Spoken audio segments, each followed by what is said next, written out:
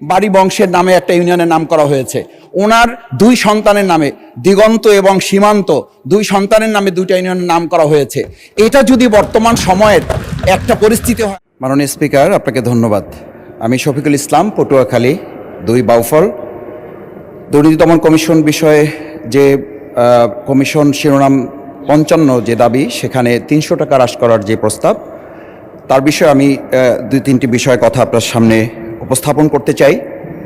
এখানে আমরা লক্ষ্য করি আমাদের যে দুর্নীতি দমন কমিশন, এই কমিশনের যে স্বাধীনতা নিশ্চিতকরণ, এ বিষয়ে আসলে আমরা হতাশ। কারণ দীর্ঘদিন থেকে আমরা লক্ষ্য করছি এখানে স্বাধীনতা বলে তাদের কিছু থাকে না, একটা প্রভাব তাদের উপরে বিস্তার করে।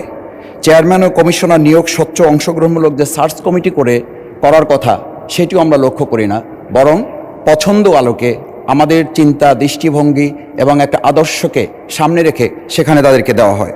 তদন্ত এবং মামলা পরিচালনা, রাজনৈতিক, প্রশাসনিক অন্য কোনো প্রভাবমুক্ত পরিবেশ নিশ্চিত হয় না। সঙ্গত কারণে কমিশনারদের যে জবাবদিহিতা, সেটিও আমরা লক্ষ্য করি না। আমরা আজকে লক্ষ্য করি যে গতকাল কুমিল্লার একটি বিষয়ে 300 বিধিতে এখানে আলোচনা হয়েছে, কিন্তু আলোচনা তো হওয়ার কথা ছিল যে পুলিশ পরিদর্শক নোয়াখালীর হাতিয়ায় তিনি যে ধর্ষণের সে অভিযোগ পরিবারের থেকে করা হয়েছে, সেই বিষয়ে তো আজকের স্বরাষ্ট্রমন্ত্রী আসলে এখানে বিধিতে তার আলোচনা হওয়া উচিত ছিল। এই যে প্রভাব বিস্তারের এবং নিরপেক্ষতা, নিউট্রালিটির যে আমরা একটা ডিভিশন দেখি, ডিসক্রিমিনেশন দেখি, সেই জায়গা থেকে কিন্তু এটা আমাদের মাঝে এই সংখ্যাটা তৈরি হয়। মাননীয় স্পিকার, আমরা আরেকটা বিষয় আপনার সামনে উল্লেখ করি।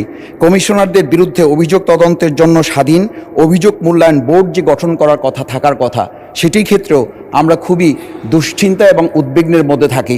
কারণ এই জায়গায় যেটা বলা হয়ে থাকে যে ছোট ছোট মাছগুলো এই মাকড়সার জালে আটকা পড়ে, পোকামাকড়গুলো আটকা পড়ে, আর বড় বড় রুই কাতলাগুলো এই মাকড়সার জাল ভেদ করে এখান থেকে বেরিয়ে যায়।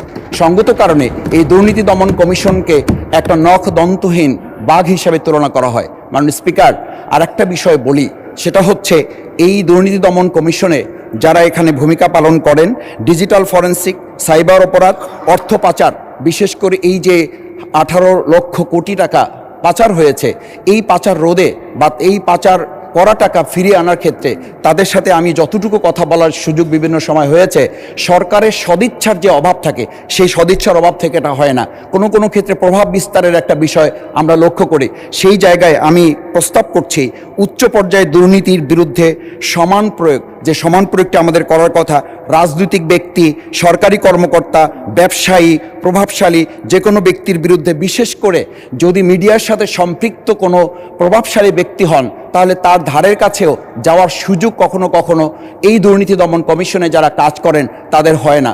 মাননীয় স্পিকার, আর একটা বিষয় আমরা এখানে উল্লেখ করি, সাক্ষী এবং তথ্যদাতাদের সুরক্ষা। এমনও হয় যারা এই বিষয়ে এই মাননীয় সদস্য 1 মিনিটে শেষ করুন। অনেক ধন্যবাদ মাননীয় স্পিকার আপনাকে। আমরা এই যে প্রভাব বিস্তারের বিষয়টি দেখি যে সাক্ষী এবং সুরক্ষা যারা দিবেন তাদের সুরক্ষাটা দেওয়া হয় না। সঙ্গত কারণে প্রভাব বিস্তার করার যে একটা বলয় আমরা লক্ষ্য করি। আজকে আমরা এটা দেখছি, আমাদের মাননীয় স্থানীয় সরকার প্রতিমন্ত্রী মীর শাহ আলম জনাব, ওনার এলাকার 2টো উপজেলায় কয়েকটা ইউনিয়ন হয়েছে।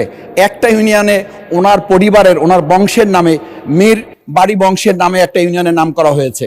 ওনার 2 সন্তানের নামে, দিগন্ত এবং সীমান্ত, 2 সন্তানের নামে 2টা ইউনিয়নের নাম করা হয়েছে। এটা যদি বর্তমান সময়ের একটা পরিস্থিতি হয়, আমরা মাননীয় প্রধানমন্ত্রী ওনার পরিবারের সদস্যের নামে একটা প্রতিষ্ঠান করতে চাওয়া হয়েছিল, উনি নাকচ করেছেন, আমরা বাহাবা দিয়েছি। তা আমরা তো মনে করি প্রধানমন্ত্রী যেটা চান সেটাই তো ওনাদের হওয়ার কথা, কিন্তু প্রধানমন্ত্রীর হয় না, ওনাদের নিচ থেকে এটা হয়। এই যে আমাদের প্রভাব বলয় তৈরি করা, আমরা এখানে তো সংশোধনী পাশ করতে করতে অনেক সময় চলে গেছে শুধু নাম সংশোধন করতে, বিগত ফেসিস সময় যেগুলো হয়েছিল। আবার এই সংস্কৃতিগুলো আমাদের মাঝে